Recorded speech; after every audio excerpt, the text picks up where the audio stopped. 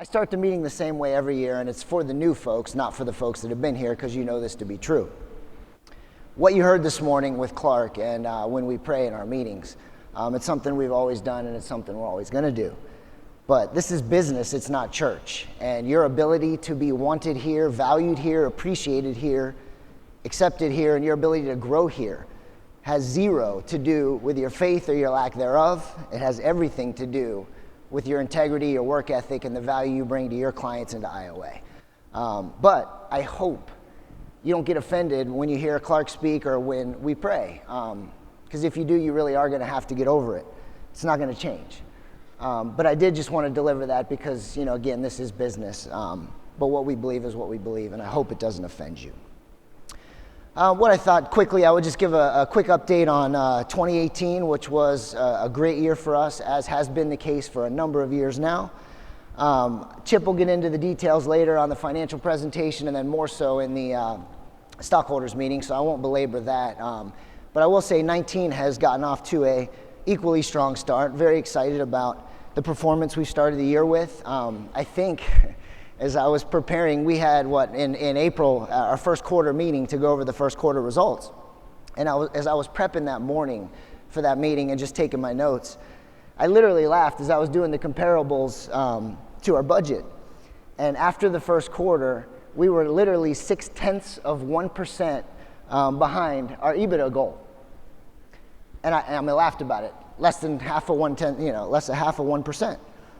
But I thought about it as I was making my notes that, God forbid, if I was the CEO of one of our peers, my mission would have been to go to that meeting and share with all of you how we were going to cut out whatever we had to cut out, commissions, people, cut out coffee in a break room or something stupid, to get that less than half of 1%. And I laughed about it, and as I was thinking about that last night, preparing for this, the numbers actually even got better in April, but through March, being less than 0.5% down, and looking at that, it struck me that, and this is about culture more than business, because in the last 12 months, we have sent away over $6 million of revenue that for culture reasons didn't fit. And generational companies, they make decisions for culture reasons. They make decisions for the long term, not the short term. That $6 million that left would have offset that delta, that less than 0.5% of 1% that we're down, but we're here for the long haul and we're building things the right way, and so that's why we do what we do. And so I will start just by telling you what I always say in most of the meetings that I'm in is today truly is the smallest we'll ever be. We really are just getting started in the things that we're doing that are so unique and so different. And being in an industry like we're in that's slow to change, that's exciting. I think you all read in the last year, one of our largest competitors, the largest broker in this business, laid off over 3,000 people. In the middle of 3+% GDP, and unemployment's been better than it has been, and certainly in my lifetime. And think about what happens when the tide turns. And when we had our blip in 2008, we made almost no changes. So we stand to take advantage of that next turn. And then what I'm going to do now is talk about a few things that we're talking about at a board level, about our why and some other things, and then I'm going to get into my final part of the message at the end. But, every January, we have our chairman's trip that I think many of you all know about, and it's for all of our $1 million and up producers, and we go to a very nice place for 4 days. It's not a corporate event. It's about family, getting to know each other and spending time together and celebrating our success. One of the things we do the day before that starts is, as a board, we fly in and we have a board retreat, a planning session to work on the business, not in the business. And we do a lot of pre-work prior to that meeting so we can be effective.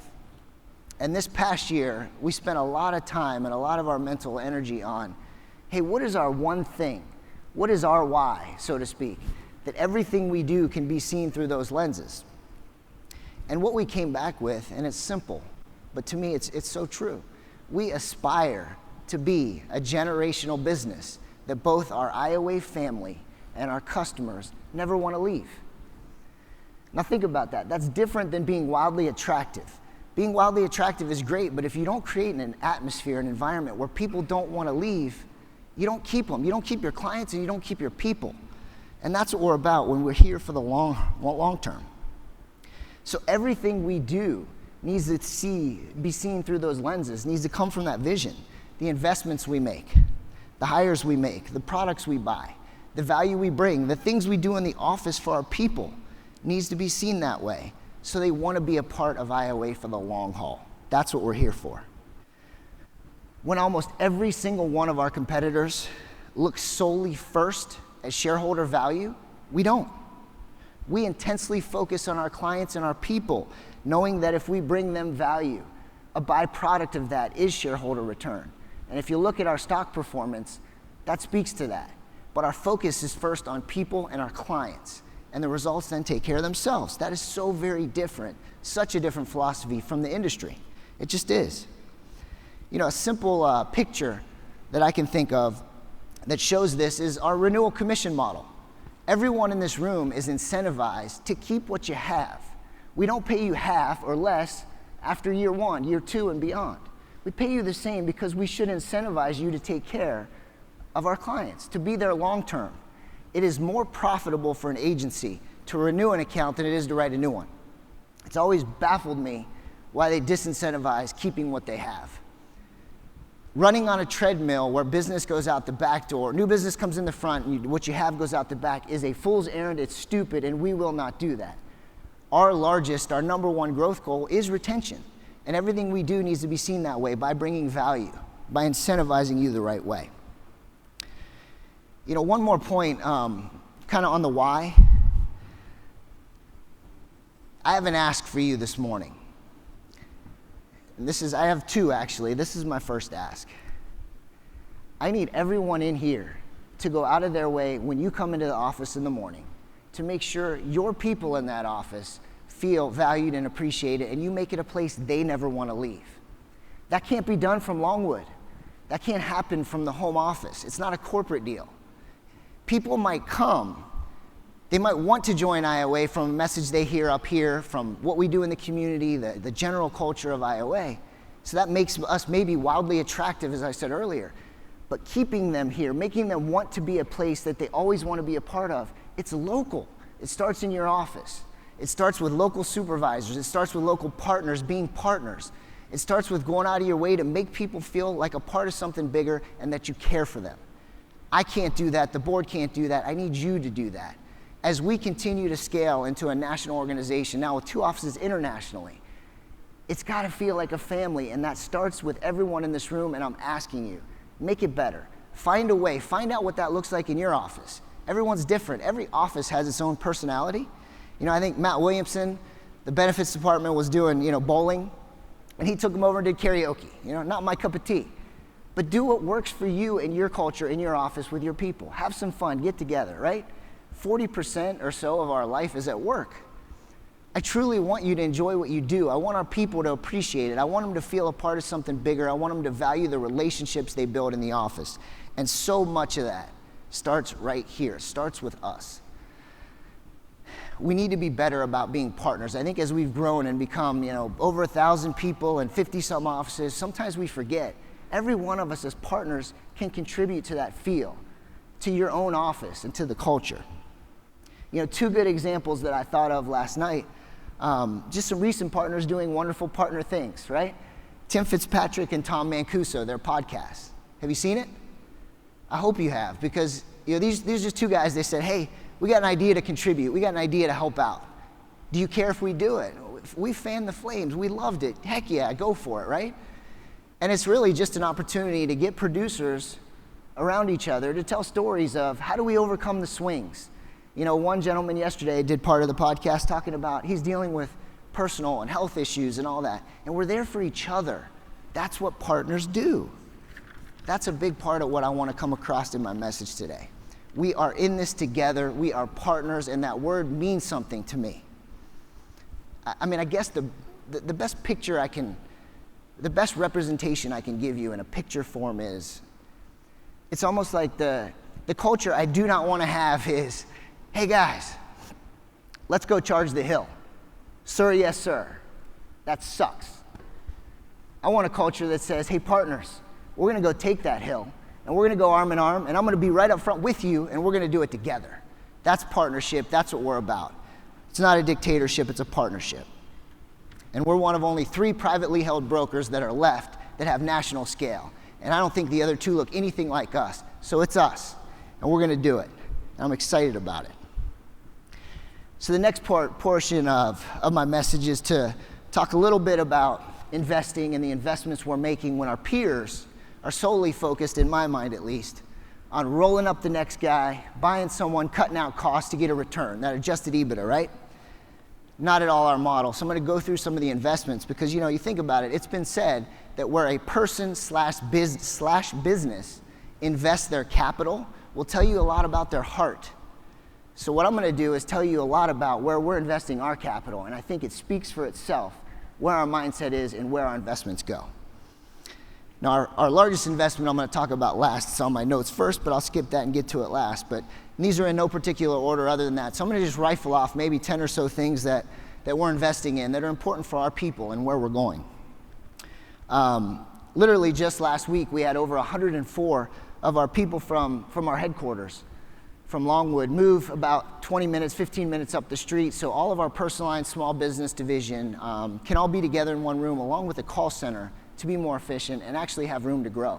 And now we have 104 spots open in our home office, which is great because we were busting at the seams.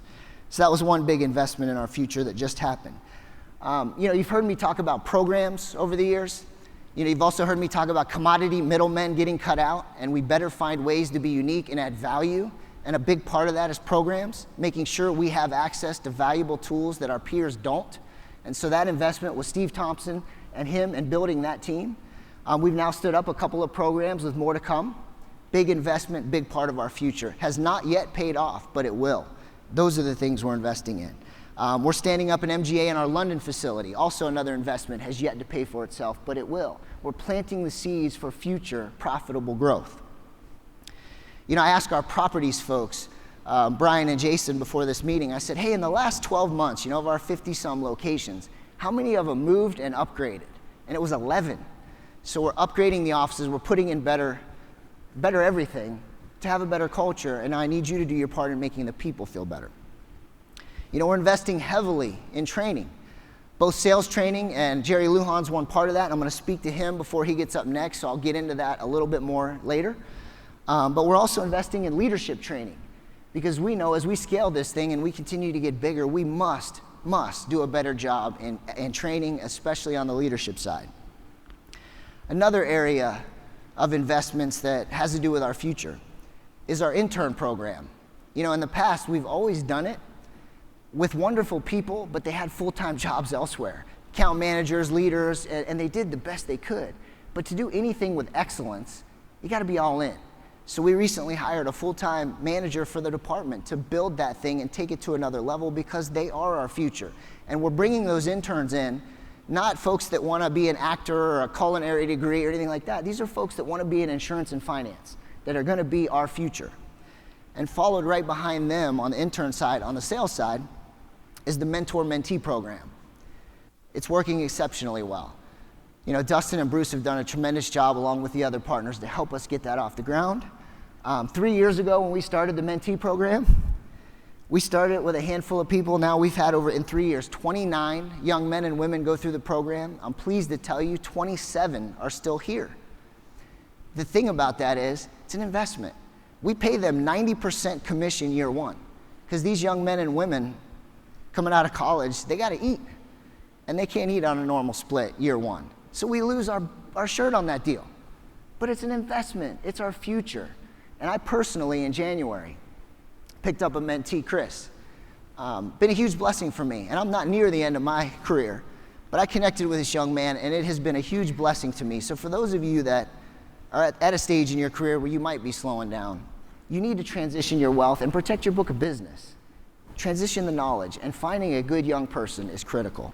And I told Chris coming in, hey, look, man, I'm all in, I'm loyal, I'll work hard with you, I'll be in the foxhole with you. If you make mistakes, learn from it, that's great. I'm all in, but the day you act entitled, I'm done.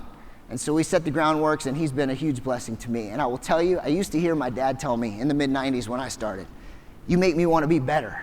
I thought, well, whatever, that's what a dad should say to his son, okay. But I feel that now with Chris. He's not even my kid. But when I go to a meeting with him, I usually wing it on my own. With him, I'm preparing. I want to be better for him. And I think you'd be surprised at the impact that working with a young person can make on you. So that's another one of the investments, significant investments we're making. Next, I'm going to talk about investments in healthcare, our fastest growing division, Chris and Lisa's division. It's our fastest growing division because just like a lot of our industry, it's severely broken. We are intensely focused on bringing transparency to the non-transparent world of benefits. And boy, it's not transparent at all, and it's so much of it's wrong. Every year your premiums go up, and every year, unless the broker has you on a fee, they get a pay raise, and generally they're not doing any more work. That's not right. We're about transparency. We're bringing a lot of value there. We're also in Chris's division investing in our partners are getting CPBS certifications, which is Certified Pharmacy Benefit Specialist designations, and essentially what it is, shining a light on how these PBMs rip off our clients. Again, bringing transparency. If we're going to be a partner to our clients, we need to be a trusted advisor. We need to bring transparency. We need to be honest about what we make and what they make and lay it on the table. That's what a partner does, and that's what we're doing. We also recently, in Chris's department, invested in an in-house ERISA attorney. Again, big investment, but important. Next level stuff for both our clients and ourselves. Tomorrow, I think Chris will get up and talk about the 5.1 version of risk score for benefits. So I won't get into the details. He'll do that tomorrow. And then the last investment we're making there is a lot of our P&C clients may have a lot of revenue on that side. But if they don't have a ton of employees, they're not a huge benefits revenue source. But we need to treat them with kid gloves because they're so important on both sides. And we're investing in a new platform that really helps us in that area for the small groups, because we will not run away from small groups. A lot of our small groups have become big groups, and again, a lot of those small groups are P&C clients, and we need to serve them with excellence. Another recent investment, and again, these investments, again, where's the heart behind these things? You don't hear buy things, lever up, cut to get our return. You hear investing in the future. You hear planting seeds that are going to bear substantial fruit in the future. That's what we're about. Next one is we just invested 6 figures in a HRIS system platform for our people to navigate their benefits more efficiently and to work better in IOA. Another investment recently was Qualtrics software to do surveys from our employees to find our blind spots. You know, a lot of people won't tell you your blind spots unless you ask them. So we're asking them. We want to get better. That's what companies that want to get better do. We don't sit there with our ears covered up thinking we got all the answers. 2 weeks ago, another investment we just made that I'm happy about, Bob Peters joined us as our Senior Vice President of Operations. Bob, are you in here? Can you stand up for a minute? I could barely see. All right, there's Bob. Thanks, Bob. So now we want to put a face with a name, that's all. Bob's a great guy, and he has a skill set that we need. He's got a phenomenal background in the insurance business, was a senior exec at Zenith and other large organizations, and has got some skills and talents that we need. And it's not just black belt and Six Sigma and all that. He's not coming out with a hatchet or anything. What Bob is going to do is look at all the things. When you grow like this for 30 years, there's a lot of little things that could be done better. And I've told Bob, 2 non-negotiables, our culture and our people. Everything else, how we do what we do, let's look at it. There's got to be a better way. I know there's a better way. When you're growing like we've grown, you can only focus on the fires. Well, again, as I said in the past, we're focusing now on fire prevention. We're focusing on excellence and better. So I've asked him, take a fresh set of eyes at everything we do. We're not opposed to change. We're just opposed to hurting people and changing our culture. Other investments that are about 2 years old now is our in-house recruiters, James and Aaron, and they're just getting close to paying for themselves now in a couple of years, and they will bear substantial fruit in the future. But they're out there telling our story. They're bringing quality. They're bringing people that, we just said the baseline for them. Bring people that we can be proud to call our partner. Don't care if they're profitable and have a ton of revenue. If they don't fit, we're not interested. And those are the folks they've brought. A lot of new folks in this room this year came from those 2, and they're doing a great job. So those are some of the smaller investments. Our largest investment, I could probably talk all 30 minutes about this. It's probably more passion of mine than anything else we're doing. And it stems back, I think you remember 2 years ago in 2017, I got up here and I said, hey, I don't know if you realize how fast, 2017 was the 10-year anniversary of the iPhone, right? And I said, I don't think you all realize how fast in the last 10 years the world's moved. I think I said Facebook's become the largest media company in 10 years. They own no content. Airbnb, largest transportation company, or lodging company, they don't own any real estate. Uber, largest transportation company, don't own any vehicles, but they're autonomous cars. And until Amazon bought Whole Foods, they were the largest retailer and didn't own a stinking store. But my point in that was, that happened in the last decade. And with machine learning and AI and robotics and deep learning, I truly believe it's going to move a lot faster in the next decade. And if we're not looking for our blind spots and to take advantage of that, we're going to be left behind. And I feel like many of our peers are focused on buying people and not looking at this. And so anyway, I give that speech, and it also, if you remember, I said, why is our industry so jacked up? Why does it take so long to get a stinking quote? Why does it take so long? And everybody's answer, what you generally hear is, that's the way the business works. Well, that's a garbage answer, and it doesn't help anyone get better. So I thought, leaving that meeting 2 years ago, all right, we've got computer programmers in-house. We're going to have to develop some technology and try to disrupt this space. But it scared me because none of us understand technology the way we need to. And literally 60 days, give or take, after that message on this stage 2 years ago, through LinkedIn, I believe it was, John Thurman gets connected with this guy, Brian McDowell, from Ireland. He was the CEO of the largest broker in the UK. Took it from 30 million to over 70 million in just a short amount of time, based on a platform that he and his team built. And so, John, when I looked at his resume, I looked at it and I went, well, looks great. But can't afford a guy like that. He's CEO of this big company and this and that. But then I saw on the resume where he went to school, and then I saw Masters in Computer Science. And so I asked John, I said, reach back out to him and have him come to Longwood. And so we sat down and we spent many hours together. And we quickly realized not only were we in alignment culturally, we were substantially in alignment with where the business is going and what's broken and what can be done and what's already been built over there. And I will tell you guys, the UK and Europe is behind us in technology in every area but two, banking and insurance. They're much further along than the United States. I feel like we are just living this old school world of it's the way it's always been, and over there, they're actually doing things substantially better. So I asked Brian, look, I offered him the opportunity to join us, but I said, look, we can't afford to pay what you were making over there. And Brian, like a lot of us in this room, is an entrepreneur. He's betting on himself. He came here making a lot less than he was for a piece of something he's building that I believe is going to change the industry. You can go, first of all, a lot of the things being built right now, we're the only ones doing it. It's difficult to do it in the United States because in the UK, you can make a splash or in the EU, and once you're approved, you can go everywhere. It's house to house in America. You got to go state by state, and you've got to get the carriers to invest with you. Thankfully, because of our talent and our relationships, we've been able to do that. A lot of carriers in this room that none of y'all want anyone else to know what you're doing. We got all these NDAs. I wish I could talk about all the things we're building together. One I can talk about, because there is one carrier partner that said, tell everybody. We are the exclusive digital provider for workers' comp, and we're in build mode majorly right now with Zenith Insurance Company. We will be the only partner for them trading online, and that's step one. I wish I could tell you the 20 other things that we have going on that I have NDAs that will come to fruition in the next few months. And when the platform's out there, it will change the game. Because listen, folks, I mean this. What oil was to the 20th century, trust me on this, data is to the 21st century. And we're maximizing that. We're taking advantage of that. We're doing things that are game-changing that I don't see anyone else in the industry doing. And I know that because we meet with the national carriers. They're telling us no one else is having these conversations. There's a lot of places you can go and get a quote compare on a website.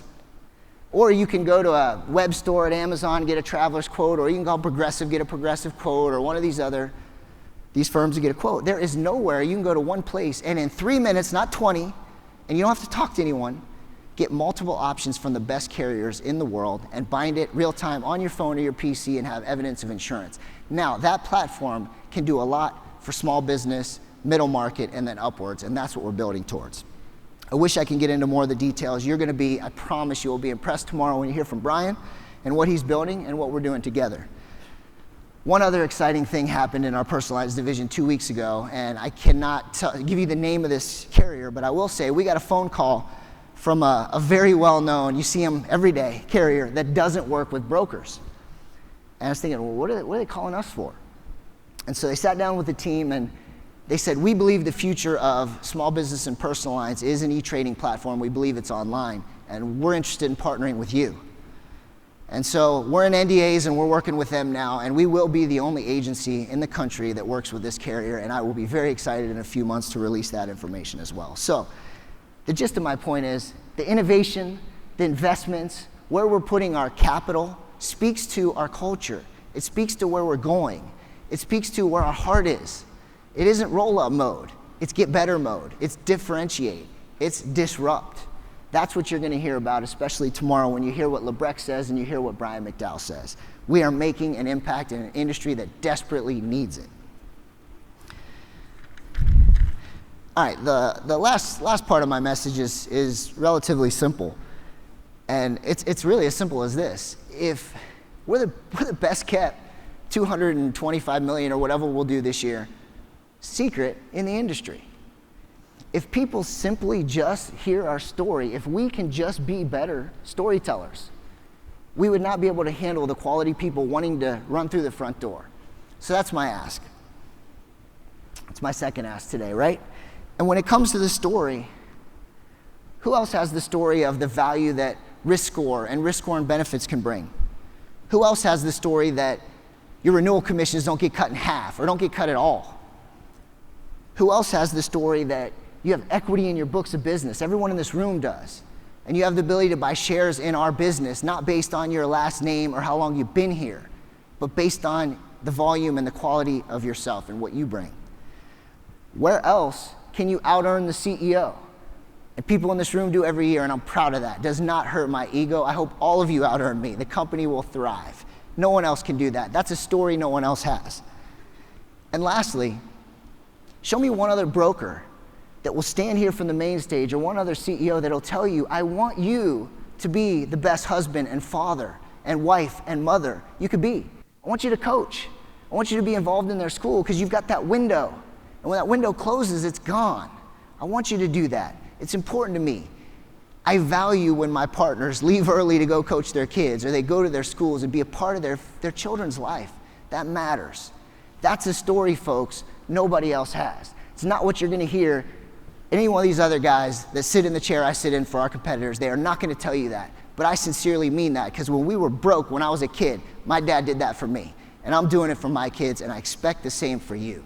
That's a story, and that's a culture that nobody has. People can copy models. People can, and they won't copy ours, but they can copy some of the things we're doing. They've tried to copy risk score, but one thing they won't copy because they're greedy and they have to be solely focused on short-term quarterly earnings for PE and Wall Street. They can't do this.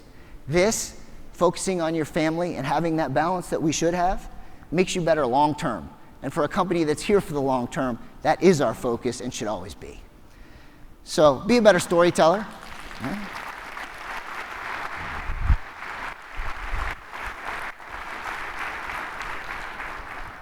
So those are my two asks. One, do what you can do in your local office to make it better. And two, tell the story. Tell them what I've just told you. Everything I said is a fact. And I don't know anyone else that could sit here and share any of those things from the lenses of their CEO and their belief system for their business. Continue to tell the story. Today's the smallest we'll ever be, as I said. I do not think, honestly, folks, the industry has any idea of what's coming. I don't think they see the pace of change. I think they're, again, focused on roll-up, and so it's going to be exciting as this transition happens to see where we go. I do have two. One thing I didn't mention on, I get ahead of myself, I don't even look at my notes too much. We do have 2 TV commercials that we're doing. Now listen, TV commercials has always been, in my mind, a stupid way to market your company. But that was when we were B2B. When you're B2B, you don't spend money and cast a wide net when you're looking for a business owner. When you're B2C with what we're building, you do, because everyone's a prospective client. And so what we started doing here in Longwood, or here in Orlando, I should say, that will go to other portions, and we've got different commercials for other parts of the state, and then into Texas, California, and the other big states. We're going to start with, hey, here's, people have seen the red, white, and blue, but do you really know what we do? So we're going to brand ourselves with here's who we are, here's what we do. And then as our platform is released, you're going to see us ramp up. Hey, look what we built. Look what you can do in 3 minutes that no one else in this country has. So can we play those 2 30-second spots, please? You've seen IOA at the corporate 5K and our employees volunteering around town. Maybe even enjoyed a concert at the IOA Plaza at UCF. You know us, but do you really know all that we do? IOA is a national insurance brokerage headquartered right here in Longwood. Personal or business insurance, we make sure you, your family, and your business are protected from every angle.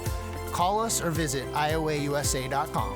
Reaching nationally, serving locally. We are IOA.